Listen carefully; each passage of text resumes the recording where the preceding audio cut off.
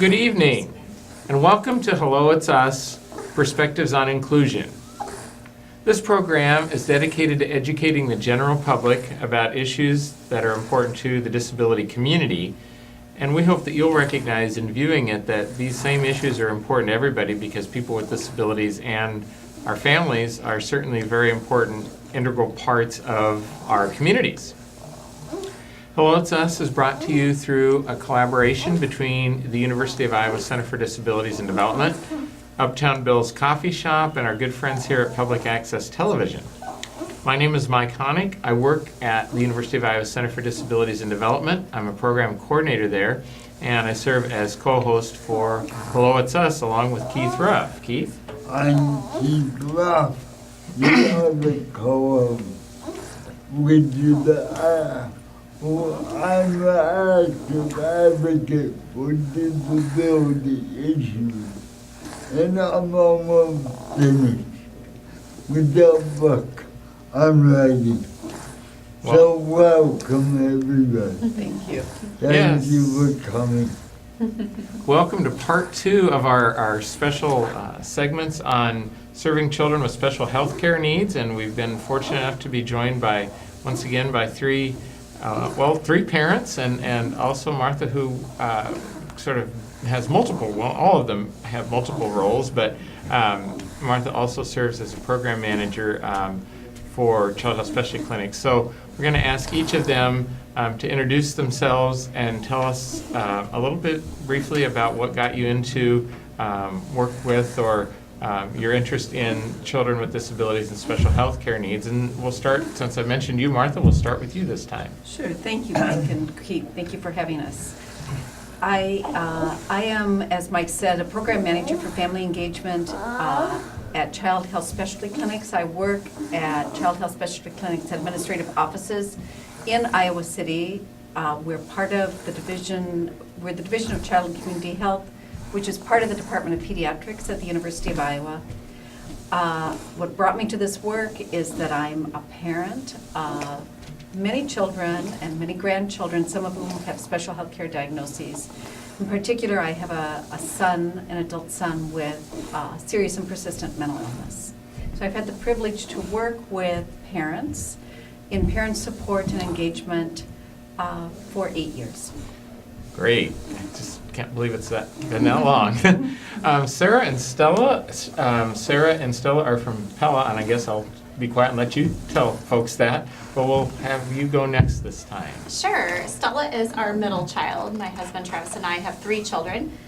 2 boys are on either side of Stella. And what brought me to this point is obviously Stella's diagnoses and just navigating the system. And after finding what works and what doesn't, it just kind of all fit together to become part of the Family Advisory Council. And it's just been a journey of improvement and figuring out what's best and advocating for your child. Great. And we have now the second opportunity for virtual participation. We've had some weather issues today at the day of this taping. And so our third guest is joining us by phone. She's Charlene Sauer from up in Northeast Iowa in Shell Rock. So Charlene, how about let's hear from you and tell us a bit about yourself and your journey into this world. Great. Thank you, Mike and Keith, for having me. And I am honored to be a part of the Family Advisory Council and get to know other parents like Sarah and appreciate Martha's enthusiasm for working in this group. We live in Shell Rock, which is north of Cedar Falls. My husband and I have 2 children, Petra and Fulton. And Petra is the captain of our ship in the Sea of Disabilities.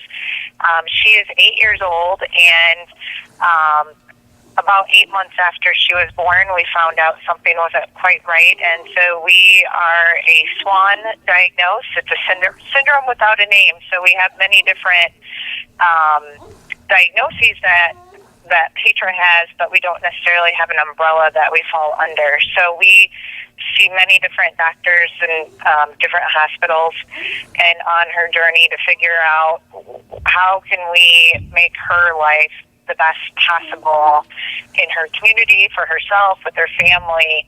And it's just been amazing to be a part of this Family Advisory Council and part of Child Health Specialty Clinics, because not only was I a user of that with Petra, but then to understand the genesis of it and then understand the policy behind it and to see it in a bigger vision and to also help support it has just been amazing. Terrific. I think we'll stick with you, Charlene, for just a second, because Keith, you had asked a great question right at the end of last segment about technology. Hi, Dad. And high tech and how it's benefiting connections and just services in general. And during our off-air time, Sarah shared a very interesting story about high tech that is benefiting Stella as well as all of her classmates. So Sarah, would you be willing to talk a little bit about that? Sure, absolutely. So in the winter months, Stella is unable to attend public school because she is at such a high risk of getting ill. The average cold in a healthy child can mean a hospitalization for Stella. So we have chosen to homeschool her in the winter months. She loves school, so it's very difficult for her to be at home. Yes, you're agreeing with that. But we have fortunately been able to be part of the virtual world, and she actually attends school via FaceTime on a robot every day.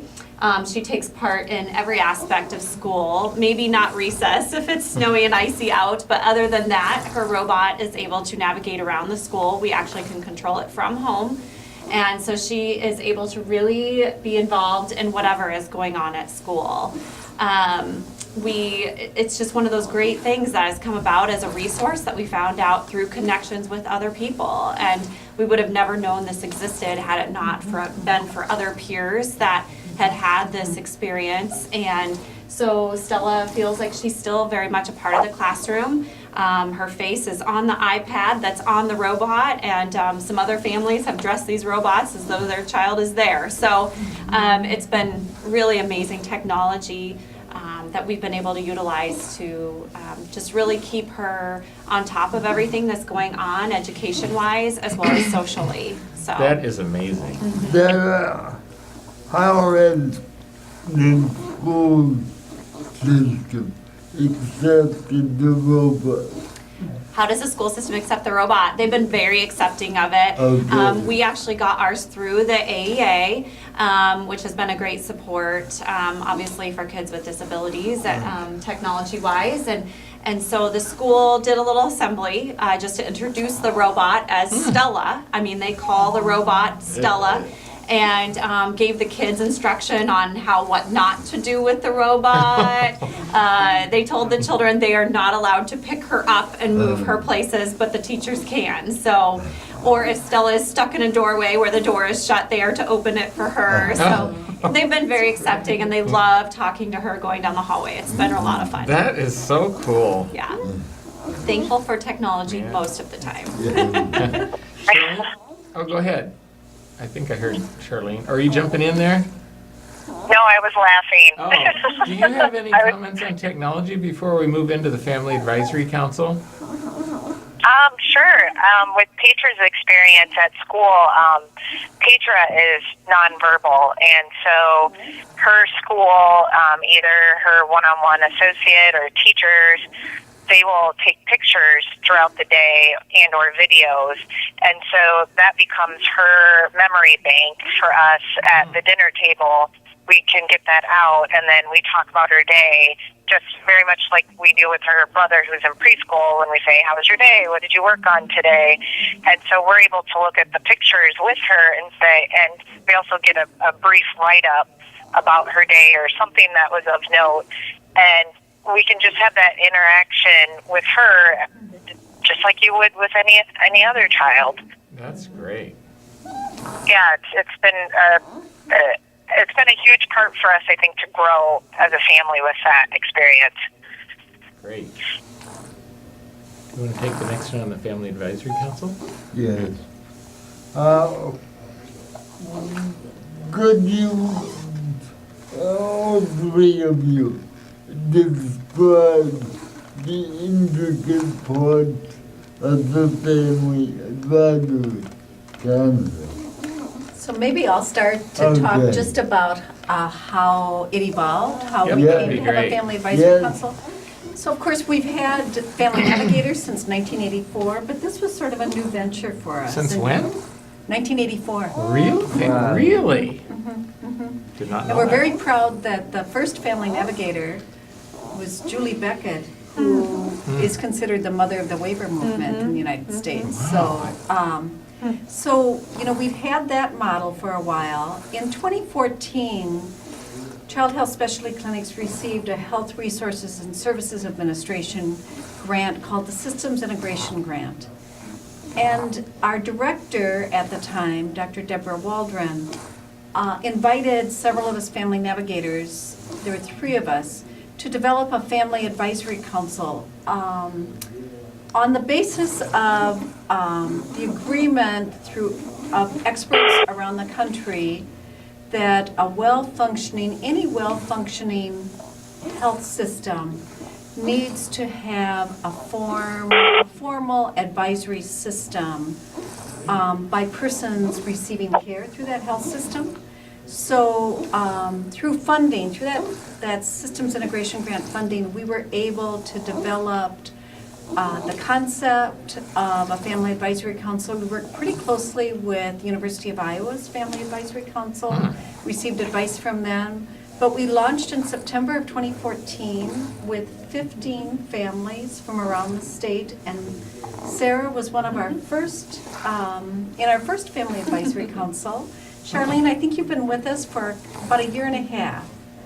Yep, correct. And we recruited through our network of family navigators. Oh, We okay. had developed some ideas around families that we thought would benefit from such an experience and were in a position to advise us, and that's that they'd had some experience in the system. They were, that things, their situation at home was relatively settled, so they could join us pretty regularly.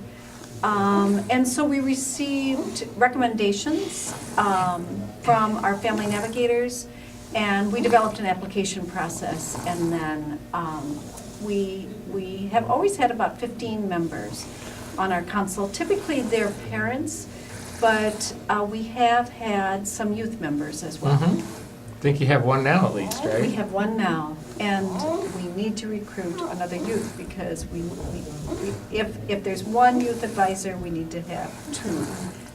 That's sort of a premise of the Good. family world. You never want to just have one Right. family person as a representative. So, Well, thank you, Martha. That's, excuse me, that's real helpful. okay. And how about if we hear, maybe Sarah, since you've been there the longest, if you'd like to start just sharing, I know a few things about the council, but share some of your own discoveries, anything about training, things like that, things that are important to you as a member of the council. Sure. So we either meet all together in person or we have go-to meetings online. We have more go-to meetings than in-person meetings. It's just so hard for these families to get together with conflicts. Martha does her best to get us all together, but it is difficult. And so we will often meet live on the phone for an hour and a half and via web. And it's been great. When I first jumped into it, I thought, what is our purpose? And, we all had our ideas of where this was going to go, but there really wasn't necessarily a set path. Martha and collaborators had ideas of where it needed to go, but then it just kind of has taken on different paths. And a couple things that have really stepped out to me are really becoming your own advocate would be the biggest thing. I feel sometimes early on in Stella's diagnosis that me stepping up to be an advocate for my child was often seen as a bad thing. And it should never be seen as a bad thing. Just because I don't have MD behind my name doesn't mean that I know a lot about my child. And you can respectfully, speak to a doctor about how you feel about something or just something that doesn't maybe jive right with what you're hearing. And so I guess me finding out that it really is okay for me to be like that and how to best go about that has been a great part of the training. I feel like I could go to a legislator today and talk to a legislator about what I feel needs changed, or how they could be helpful, and I can tell Stella's story. And so that's been a huge part of the Family Advisory Council, is empowering these families to do that. The other part that's been really important to me is figuring out where the gaps in care are for families. And like we talked in the last segment, it's such a complex world, and figuring out how can we get everyone on the same page. If Stella sees 12 different departments at the University of Iowa, how do we get everybody on page? And not only that, but also her community and her teachers, her school, to understand. There was one year that I actually walked into her classroom and her teacher didn't know what her diagnosis was. And having a teaching degree myself, I know that that's one of the most important things, is that you understand the child you're teaching. So how do we get everyone on board to understand what you're dealing with and not feel like you're missing pieces? Well, a shameless plug here is that Sarah and Stella have helped us. We're doing a series of health provider training videos, and really a lot of the information could be expanded to other professions as well, such as educators. And so some of those messages that she's sharing really have come through in those videos, and that especially the importance of care coordination. So if anybody would like to see more of Sarah and Stella sharing their story, contact me, and we'll be glad to share that link. So, and Sarah's a wonderful advocate. I think just her example, is paving the way for new members of the Family Advisory Council to know how to advocate for their children at all levels, at the provider level, community level, and at the policy level. As you said, you would be comfortable going to the state capitol, talking with your policymakers. So. And what a great way to segue into a newer member of your advisory council, which is Charlene. So tell us a little bit about your experience at the council and how you've benefited from it. Yeah, I would say my kind of journey into the council was just getting myself more active in what was going on externally to kind of our internal special health care needs. So, Petra's needs are always there, and having to navigate that. But then I was starting to understand, wait, there are influencers outside of her that are making choices on policy, on healthcare, on laws that I just kind of stop and think, oh my gosh, how do I control that? Because I'm trying to control Petra's world, and now I have other people who are making those choices for me. And I could not have been more enthusiastic to be on this council. And at first, I just remember feeling not overwhelmed in a bad way, but just the history that Martha was sharing with us about all these grants and title, the money that's out there, of understanding how this was put into place, that there was someone who birthed waivers. What was that about? That's an interesting way of putting it. But to understand, wow, someone had to fight for that. Someone had to make that happen. And, those were aha moments for me to really understand, obviously someone advocated to have a, Highway 218 paved because that's a good thing. Well, we have to do this. We have to, just like our roads, we have to take care of our humans too. And there are some humans that need more care than others, but yet the specialty of who's making those decisions or their background, it's wow. What I've learned as part of the advocacy piece, which I think has really become a focus for this group, and what I feel as though has blossomed a lot of members on the group, on the council, is to understand who are their legislators and find out what they don't know, and find out how can I create a relationship with them so that I become an expert for them. I am now a trusted resource, and how that is positive. You may not see perhaps eye to eye on, Democrat versus Republican, a party line, or, certain items within that, but that you can share your story.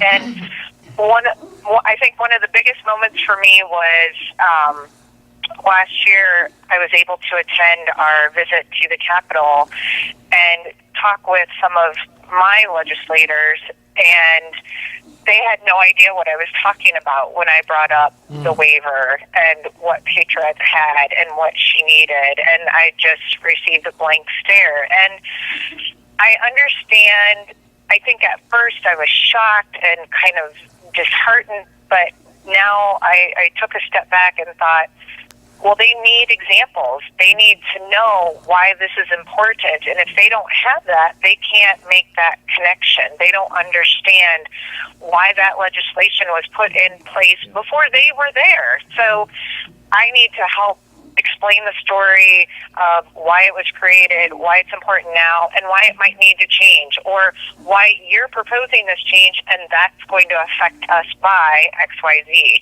because they might be getting another side of the story. And just the approach that we need to have and the storytelling aspect. I think Sarah had mentioned it earlier, and it was about care mapping and being able to show the breadth of support systems that are out there and what it takes for children like Stella and like Petra, the support that's needed, and to visually show that, to be able to explain that. These are all tools and resources and trainings that we have gotten from Martha and her group, I think, to really make this happen. Wow, that's impressive. And I do need to say, I'm being referred to, but this is a group of family navigators who work with the Family Advisory Council and with our other trainings. I'd like to especially mention Sharon Rettinger, who's the coordinator of the Family Navigator Network in Irvine. So the two of us work hand in hand with these wonderful family leaders. That's thank you. This question is for everybody. Showing the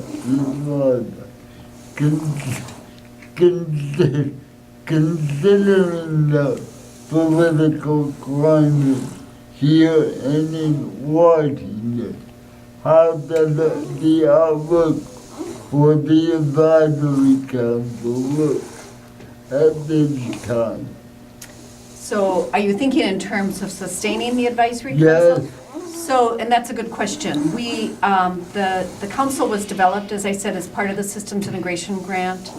And that grant has since ended. Yes. But our division feels so strongly about the importance of family advice and input into our operations that it's been written into our strategic plan and for the next 3 years, so it will continue. Great. It's considered an essential element That's for our great. services. Well, you think about how it's connected, just the two of you, Sarah and Charlene. These two. Yeah. Oh, it's And a how- wonderful cohort. And how I'd be interested in the two of you, Charlene and Sarah, talking a little bit, and you've covered a lot of things just in our discussion, which is great, but if there are any other things you'd like to share with our audience, just about how some people might think, oh, well, okay, yeah, they're comfortable talking with their legislators. But man, I can speak from experience in knowing that isn't just, you don't just wake up in the morning, or at least most of us don't, and say, okay, I'm going to go to the Capitol today and I'm going to just go in there and knock them, because it's still, I've been doing it for a long time and it still can get a little intimidating sometimes. So I'd like to hear how, things maybe that you haven't touched upon yet in terms of how you came to the point where you do feel that level of confidence and connectedness, I guess, with to be able to take on things like that. And just if we have time at the end, Sarah and Joey, how can you put up with the daily task and deal with this. How does it make you feel? What are your gut reactions every day? So the day-to-day. Yes. I think part of, the thing with the Family Advisory Council that's been great for me is just that feeling of empowering and validating the feelings that I have and taking that further. These are all thoughts that I've had over the years, but maybe didn't necessarily feel I had the toolkit to make it all happen. So the Advisory Council has been really good in that respect to, make me realize that we all on this council are experiencing similar things and feel that, if we don't do something about it, who is? Because it is hard to get up in front of people and discuss these things when they're legislators, they've been elected officials that, what if I say the wrong thing? No, this is your personal story. That's right. This is your everyday life, Yeah. and it's, there are things that need to be changed, and I think it's just been good in empowering that and helping us to take it a step further. And Martha and Sharon and the crew actually just helped organize a day at the Capitol for people to go and help walk you through those steps to speak with your legislators. So Great. Charlene's actually done it herself, so I know she might have some advice. Yeah, tell us about that, Charlene. So last year, I was very remiss that I could not go yesterday, but last year when we attended, we were able to meet with, and Martha, you're going to have to help me with the right group, with the Governor's Disability Council, Very or good. All The right. Governor's DD Council, yeah. Yeah. Yep, and then I think what was just such a foundation process was meeting with them, and then they just walked us through how does a bill happen, and just the basic social studies of our government, and that was just really nice and thoughtful, and said, okay, and then here's what's going to happen when you get to the Capitol, and here's how you can reach out and contact your person, which my people I had emailed in advance to say that I was coming. And, I just wanted to introduce myself and share our story. And, when you say wake up in the morning, I'm going to go to the Capitol, I am a feeler. And so when I got there, and for me to tell that story one-on-one with someone who initially I was giving them a lot of power. And so that intimidated me, and so I was kind of a cryy mess. I probably, yeah, but what I learned is that's okay to be emotional and to share my story, and the next legislator that I spoke with, I didn't, because I had gotten that out, and I understood this person is a human just like me. This person wants to do good in their position. They're not here to hurt me, or my daughter. They're here to help, and they don't know how to help. And so there is no this perception of power, or they're going to vote one way or the other, but I can help, again, educate them. And that, I think, grounded me and made me realize and gave me that experience to share the story. And I think it's just, you have to keep sharing your story. And I think some days it's harder, maybe because of your audience, or maybe because of something that just happened at home, and you feel that tug of